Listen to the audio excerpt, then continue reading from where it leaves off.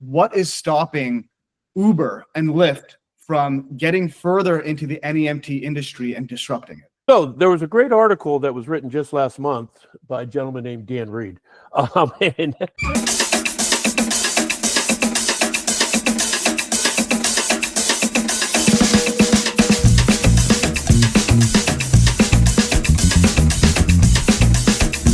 NEMTAC and TTA are organizations that provide different values, and in a sense, they're pretty much complementary. Exactly. See it. Can you talk a bit about the relationship between these two industry organizations? And like from the perspective of a transportation provider who's maybe relatively new in the industry or looking up to level up their game, how should they sort of see, getting value from both of these organizations? Well, so NEMTAC, is not a membership organization, and you don't belong to NEMTAC, and people are associated with NEMTAC. They're follow NEMTAC, I guess would be the easiest way to do it. You can participate by being on an advisory committee, but that is a time commitment.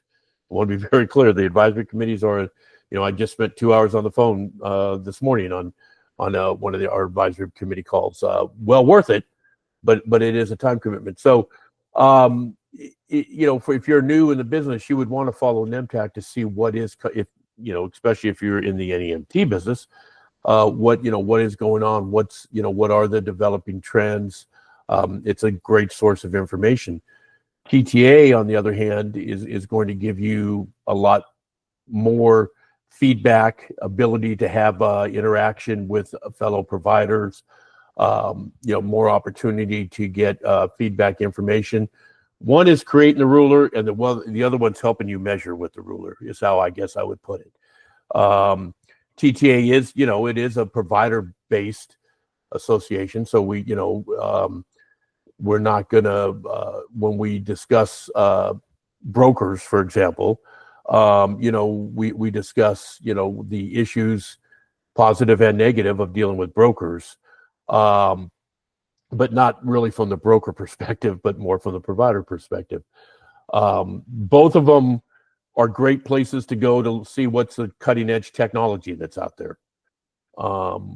Because at our trade shows, at both Transform, which is NEMTAC's conference, and Mobilize, which is TTA's conference, which will be in November in Las Vegas this year, and Transform is, I think it's in late August or early September in Dallas this year.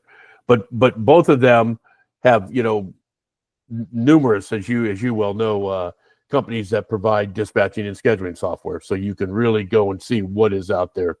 6-7 years ago, there were just a handful of options. As you well know, there's a whole lot more now, and people are always coming out with new and more efficient.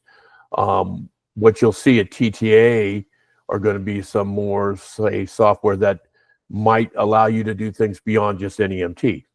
If you want to get into doing microtransit in your local communities, if you want to get into student transportation, which is NEMT adjacent, but we have a student transportation committee that focuses on student transportation and training specific to student transportation, on-demand work as well. So they just function in the same universe. They have a big Venn diagram overlap, yet it's not a complete circle that you lose something if you don't pay attention to both.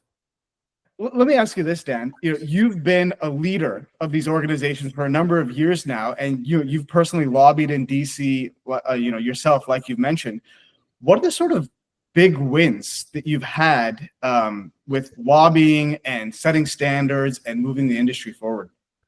Well, I think from the standpoint of, let's just look at NEMTAC. The first standard we came out with, levels of service.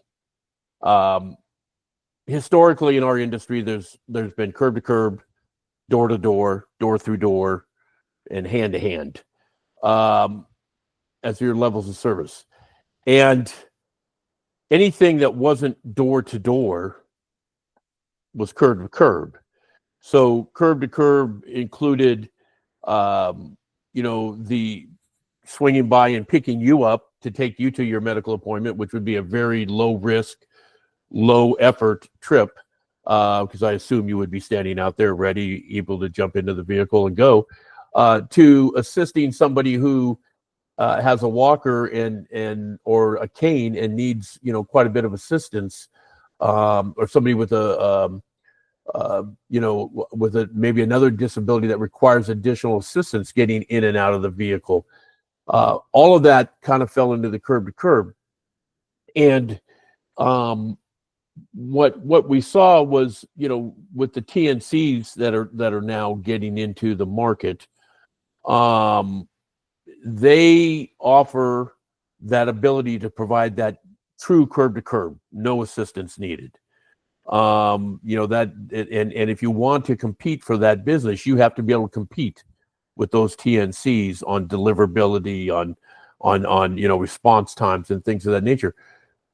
But that left a big void. So when we were looking at the standards, and the problem was brokers and paying sources were paying the same amount for somebody who was doing a really easy basic trip as somebody who was taking a trip that might take 5, 6, 7 additional minutes to properly assist the person into the vehicle.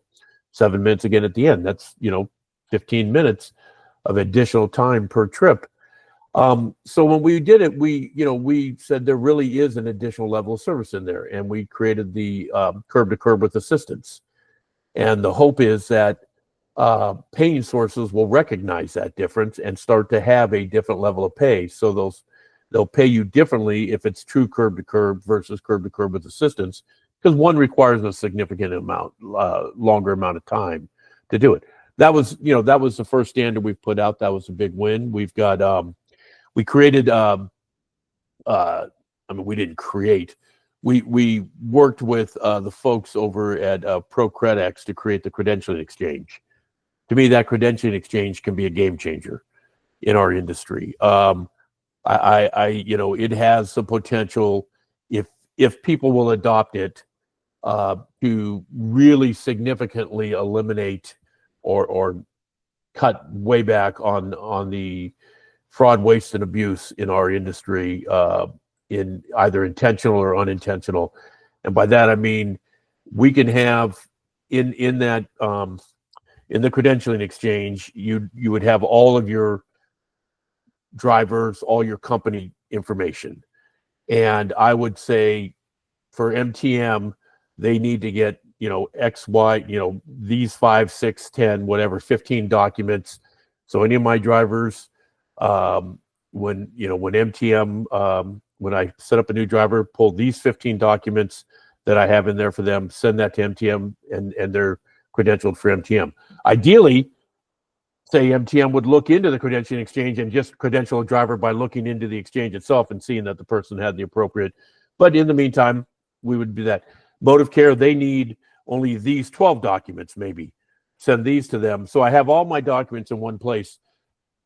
But what I'm really want to, what I see is that we'll be able to have the credentialing exchange tied into, say, Bambi, so that I can't send a trip, an MTM trip or a motive care trip or a PACE trip to a driver unless that driver has been approved by the paying source and the vehicle has been approved by the paying source. So there's no more, accidentally sending trips to non-credentialed vehicles or intentionally sending trips to non-credentialed vehicles. You can eliminate that. It just, the systems would interact, and then at the same time, the paying source could audit my drivers in seconds, right? They could go in and just say, Dan Reid's got, 35 drivers. I want to make sure that they all have credentials that are up to date. And instead of what currently has to happen, you have to pull the documents, you have to send them off to someone, the Division of Medicaid, and there's a great white paper that was put out by ProCredX, Tennessee, TennCare, which is a Medicaid in Tennessee, NEMTAC, And then the people who participated, I think it was Verida and Tennessee Carriers, the two brokers, as well as the managed care organizations up there, where they did that, and they TennCare saw that they could audit all of the drivers and vehicles in the test pilot program in like 45 seconds instead of days and man hours gathering documents. So that was a big change. On the TTA side, independent. Actually, Dan, if I can jump in, Sure. There's a question I have, and this is a bit of a spicy one, one that I'm sure you've been asked plenty of times. I've been asked, but everything that you've just said is very related to this. Can you tell us what is stopping Uber and Lyft from getting further into the NEMT industry and disrupting it? So there was a great article that was written just last month by a gentleman named Dan Reid, and it was just published in TTA Insights. Title of the article was "Uber and Lyft are an answer, but they're not the answer." And really nothing is stopping them, other than, one big difference that I've always seen. When I choose to go take a ride in Uber, okay, I'm making that choice and I'm putting myself in that vehicle. And same if I pick a taxi or if I go hitchhiking, right? I'm making that decision. I'm making that choice. I theoretically know all the risks or not risks associated with that choice. And I've decided, the convenience, the cost, whatever it is, I'm going to do that. So that's a choice you make when you're selecting. Most NEMT trips, the passenger is not the one selecting the method of transportation. So if I'm a payer and I'm selecting a method of transportation for somebody, whether it's a provider, whether it's a TNC, I've got a duty of care, and I've got I would think, a fiduciary responsibility to that passenger that I'm selecting their method of transportation.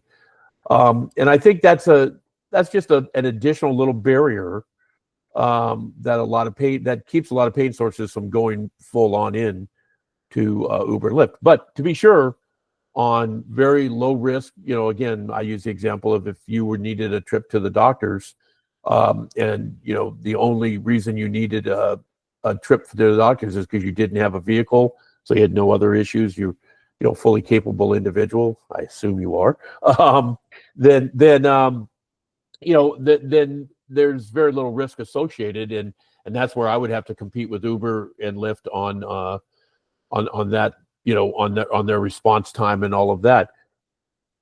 But if they made a full commitment to their drivers being trained to the same level as most NEMT drivers, if they made a full commitment to the background checks, the fingerprint checks, the held accountability on complaints, and all of those things that NEMT companies are held to, then there is nothing that would really stop them from becoming, they would have the resources potentially to do it. But that's a big ask for a company that doesn't ever really lay eyes on their drivers on a regular basis.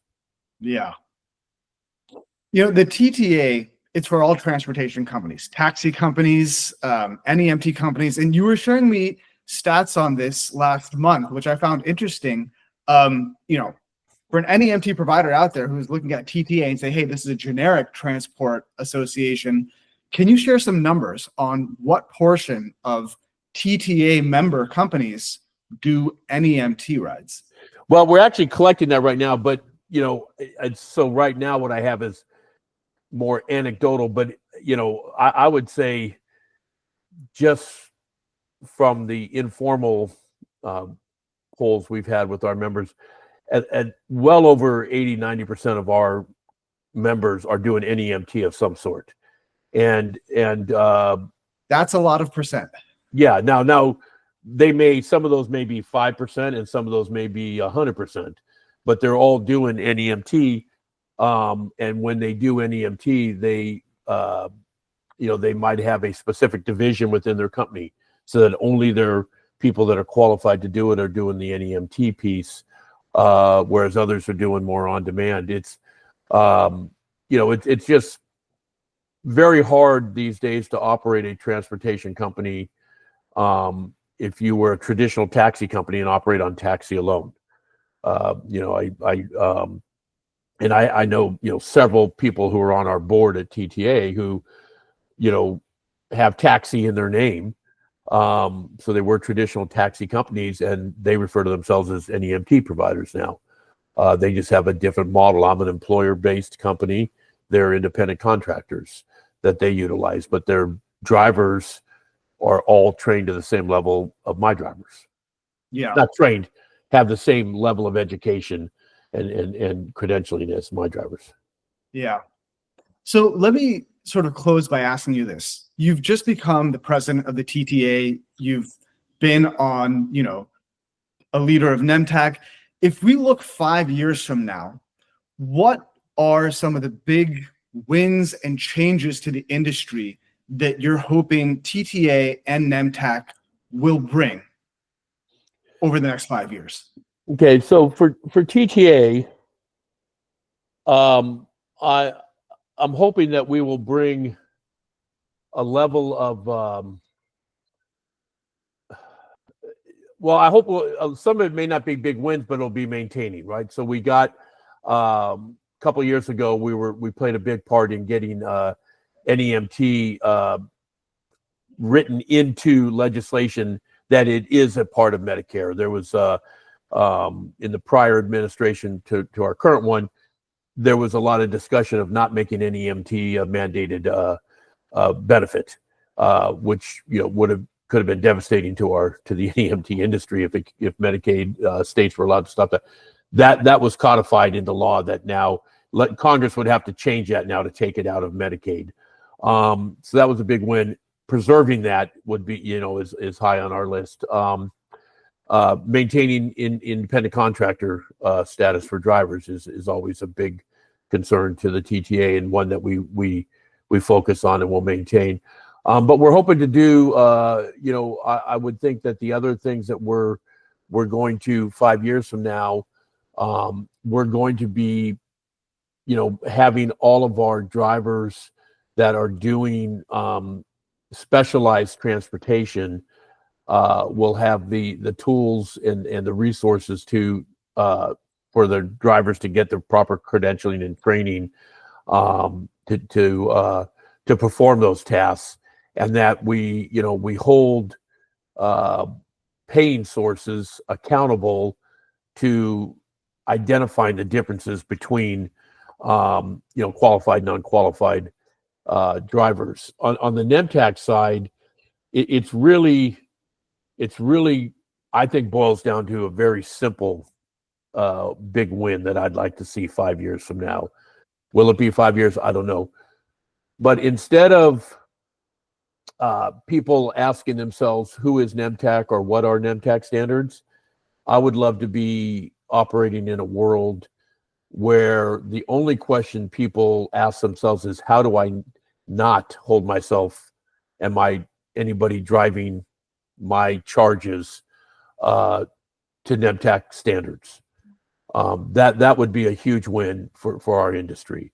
If every time somebody was putting somebody into a vehicle, they thought to themselves, is that driver, is that vehicle meeting the standards set out for the industry, which is done through NEMTAC?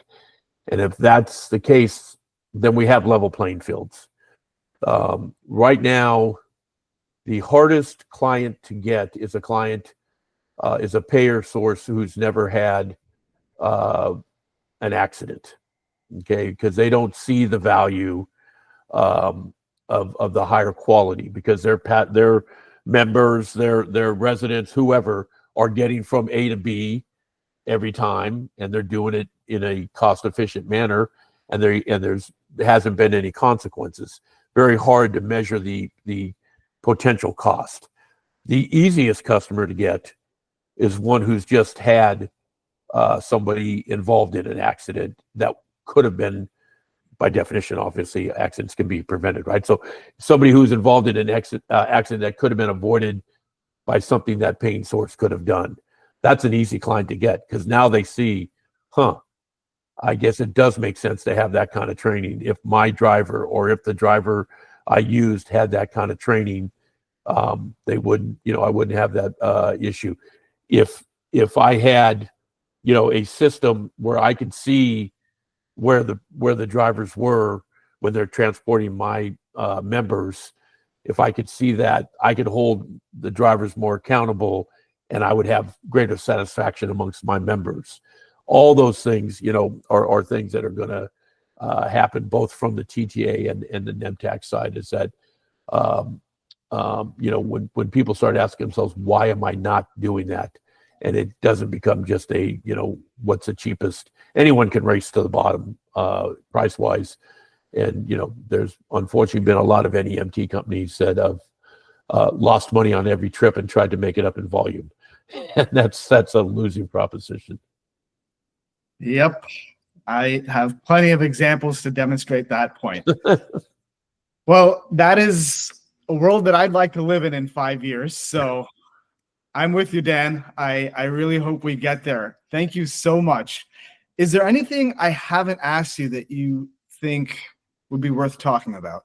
Yes. How do I join the TTA? Right, Dan. The transportationalliance.org is our website. You can go out, you can join up as a member. You can see the events we have coming up. Our newsletter that we're sending out now is, I think, distributed to approximately 11,000 people, and it's a monthly newsletter with articles in it, written by industry experts and me. I